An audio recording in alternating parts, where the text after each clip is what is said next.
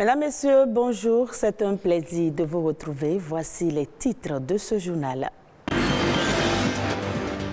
La ville de Cotonou dispose des niches écologiques. C'est le cas du marécage de Fifadi, une zone humide en Suisse. On en parle.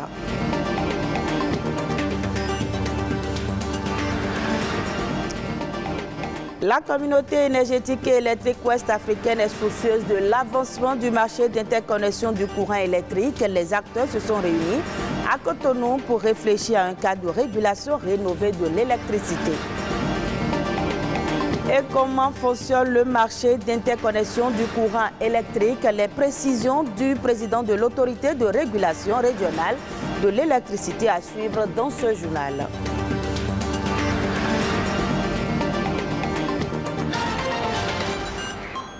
Ce mardi, c'est le Safer Internet Day, la journée mondiale pour un Internet plus sûr. Et demain, c'est le thème retenu cette année pour davantage sensibiliser les jeunes et les adolescents à des pratiques numériques plus responsables et positives. L'interpellation des jeunes internautes et de leurs familles sur les droits, les devoirs et les responsabilités des internautes en ligne reste bien entendu une priorité absolue.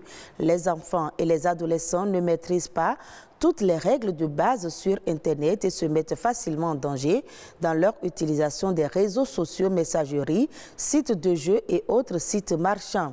Plusieurs astuces permettent de limiter les risques d'arnaque et de cyberharcèlement sur Internet, entre autres. Il y a le contrôle parental et l'éducation aux bons usages de l'Internet. Des niches écologiques, berceau de la biodiversité. La ville de Cotonou en dispose aussi. En exemple, le marécage de Fifadi. Quel est aujourd'hui l'état de ce poumon vert? La réponse avec William Tchoki. Des poules d'eau en pleine divagation sur ce site humide de Fifadi. Des espèces d'oiseaux qu'on ne retrouve nulle part si ce n'est ici. Une niche écologique en plein cœur d'un quartier populeux de la ville de Cotonou. Malgré le tintamarre des véhicules provenant de l'ouvrage de franchissement de Fifadi, ces espèces rares se sentent en toute sécurité. Un poumon vert comme par enchantement situé sur une séquence du cours d'eau naturel traversant la métropole. Une zone aujourd'hui en sursis compte tenu de la forte poussée démographique des installations humaines morcellent chaque jour des pans de cette forêt urbaine de Tifa, une espèce végétale caractéristique des zones humides. Fifadi voudrait que le cours d'eau, qui est un marécage, se transforme en un poumon vert attractif pour la ville de Cotonou. Que ça devienne le pôle d'attraction de la ville de Cotonou, parce que le marécage jouit, malgré toutes les actions, le marécage jouit encore d'une certaine originalité sur le plan de diversité biologique. Des poules d'eau, d'intérêt patrimonial qui sont aussi des espèces attractives, une diversité de reptiles extraordinaires qu'on ne pouvait pas imaginer encore à Cotonou, qui sont inféodés à ce marécage, dont les varans, les grenouilles aussi, les tortues d'eau douce, le crocodile, tout ça est au niveau de ce marécage. Et il y a encore des niches au niveau de ce marécage. Justement, et ce depuis 2017, une initiative communautaire l'a soustrait de cette pression humaine, redonner vie à cet écosystème unique, un berceau de biodiversité. On a réussi à le faire en 2017, on a mis en place le poumon vert attractif du marécage de Fifadi, qui est en réalité comme un marché flottant, touristique, mais qui prépare également la ville de Cotonou à accepter l'eau. Des constructions de quais flottants, des aménagements écologiques pour attirer la curiosité nationale et celle étrangère, développement du circuit fluvial pour joindre d'autres cités du Grand Nokoué. Mais avant la concrétisation de ce parcours fluvial, il faut baliser toute la trajectoire, faire un dragage intelligent de tout le marécage, entre-temps transformé en un dépotoir. Tout ce qu'ils ont dédommagé ici, ils ont mis tous les sables, tous les briques, ils ont renversé dedans. Alors, vous voulez dire que toutes les maisons qui étaient cassées à côté, tout est déversé dans ce bas-fond? Dans ce bas-fond. Après, ils ont fait bas-fond là. Au lieu d'arranger ça, ils ont refusé. Ils ont dit après, il va arranger ça. Jusqu'à présent, c'est avec les tas d'ordures, de quoi là. jusqu'à présent. On voudrait bien que ça soit le poumon vert, soit le premier endroit de Cotonou où l'on tisse une affinité avec l'eau. On peut quitter ici pour aller partout. On peut aller où par exemple d'ici? On peut, d'ici, par exemple, à Fifadi, vous êtes au campus. À 10 minutes. 10 minutes, au plus. Vous êtes au campus. Vous êtes à Kalavikota. Vous êtes à Dantokpa, 3 minutes à Dantokpa. Vous êtes à Porto Novo, au plus 20 minutes. Sinon 17 minutes, nous on l'a fait. On l'a réalisé moi-même. Près de 10 km de parcours de cours d'eau pourraient sortir de cette action de restauration et de sauvegarde de ce poumon vert de Fifadi. Un nouveau site d'attraction touristique, un vœu encore à l'étape embryonnaire. Cotonou, capitale économique du Bénin, a abrité l'ouverture de l'atelier de travail de l'autorité de régulation régionale du secteur de l'électricité de la CEDEAO avec le WAP, Système électrique de l'Afrique de l'Ouest, sur l'état d'avancement du marché régional de l'électricité de la CEDEAO. L'objectif est de garantir un cadre de régulation rénové qui permettra à l'AREC de figurer parmi les meilleurs systèmes de vente et d'achat de courant électrique d'Afrique. On fait le point avec Arnaud Adadia et Bruno Hotekbo. Partenaires techniques et financiers, consommateurs experts en énergie, secrétaire général du système d'échange d'énergie électrique de l'Afrique de l'Ouest et président des autorités de régulation de l'énergie du Bénin et de l'Afrique de l'Ouest, tous se sont réunis pour réfléchir à des stratégies qui garantissent un cadre adapté de vente et d'achat du courant électrique dans la CEDEAO. Aujourd'hui, le défi majeur à relever est le lancement de la deuxième phase du marché de l'électricité et tous les acteurs du système électrique ouest-africain ont déjà leur regard tourné vers tous les acteurs du système d'échange d'énergie électrique ouest-africain, en particulier l'EOA et l'AREC. Face à ce défi majeur, je voudrais inviter l'ensemble des acteurs du système électrique de la CEDEAO, chacun des États membres, soucieux de garantir un accès durable à l'électricité en quantité, en qualité et à coût abordable et compétitif aux populations de l'espace CEDEAO, à s'inscrire dans la vision d'un environnement énergétique de développement. Au menu des échanges, présentation de l'état d'avancement du marché régional, mise en œuvre de la directive sur l'organisation du marché, exigences clés pour sécuriser le marché d'électricité du WAP, cas du Bénin et échange avec les parties prenantes. Le Bénin, pour sa part, espère beaucoup de cette rencontre. Vivement à côté des échanges, les entreprises trouvent leur compte, comprenant davantage les enjeux du marché régional de l'électricité de la CEDEAO et en s'y positionnant comme des acteurs importants de la vente et de l'achat de l'électricité dans notre espace économique. Depuis son lancement le 29 juin 2018, l'AREC, qui a son siège à Cotonou, poursuit favorablement la marche vers la garantie d'un marché solide d'interconnexion du courant électrique.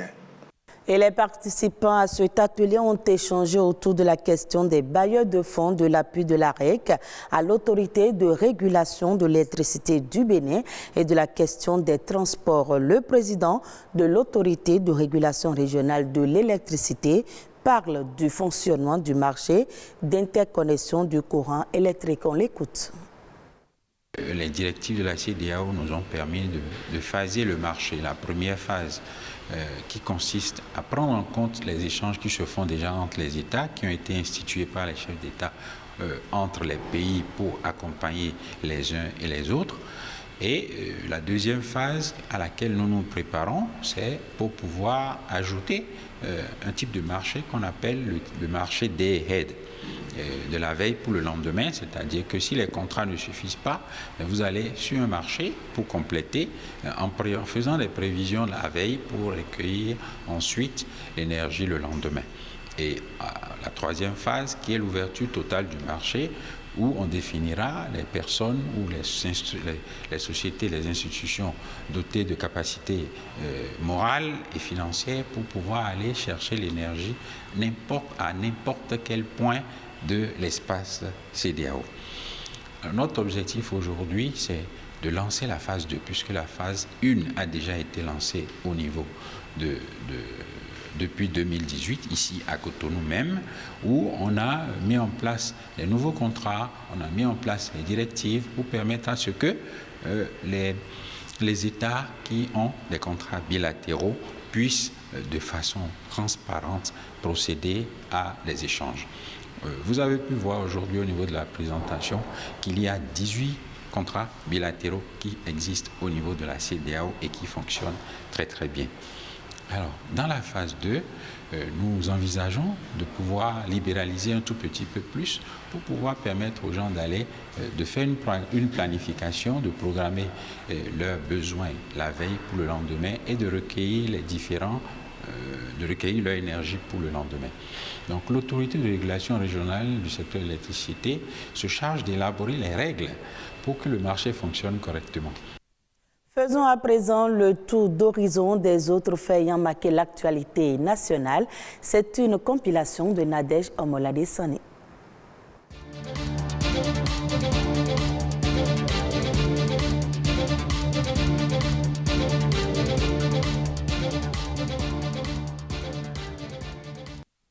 Le ministre de l'Agriculture, de l'Élevage et de la Pêche, Gaston Dossoui, et son homologue du Maroc ont procédé à la signature d'un mémorandum d'entente pour le développement du secteur halieutique au Bénin. Cet accord de coopération vise à réaliser au Bénin des campagnes d'évaluation des stocks halieutiques par l'Institut national de la recherche halieutique dans les zones économiques exclusives. Le dit mémorandum va donc permettre au Bénin de bénéficier de l'appui scientifique du Maroc. D'ici 2026, le gouvernement béninois va mobiliser une somme de 300 milliards de francs CFA.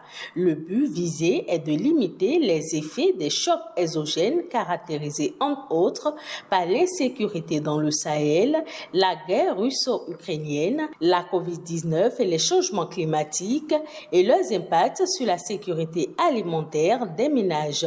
Selon le ministre de l'Agriculture, 26% des ménages au Bénin sont en insécurité alimentaire et 1,9% dans une situation d'insécurité sévère. D'où l'importance de cette initiative pour laquelle le gouvernement a déjà mobilisé une enveloppe de 86 milliards de francs CFA. Les partenaires techniques et financiers sont donc invités à saisir les opportunités d'investissement dans le secteur agricole au Bénin. En 2023, le secteur du numérique et de la digitalisation va connaître de grandes révolutions au Bénin. À en croire Aurélie Adam Soulé-Zoumaro, ministre du numérique et de la digitalisation, le Bénin va s'investir davantage dans la mise en œuvre de la stratégie nationale sur l'intelligence artificielle, favoriser l'émergence de la 5G, poursuivre avec le déploiement des salles numériques et e-services dans les secteurs des transports et de l'identification. Dans le domaine des médias, la ministre évoque la poursuite de la modernisation de l'OETB et la mise en place de cadres pour l'organisation du secteur de la publicité. Ces défis ne sont pas les seuls prévus dans l'agenda annuel du numérique. Le secteur privé et les partenaires techniques et financiers ont également de grands projets qui seront mis en œuvre cette année.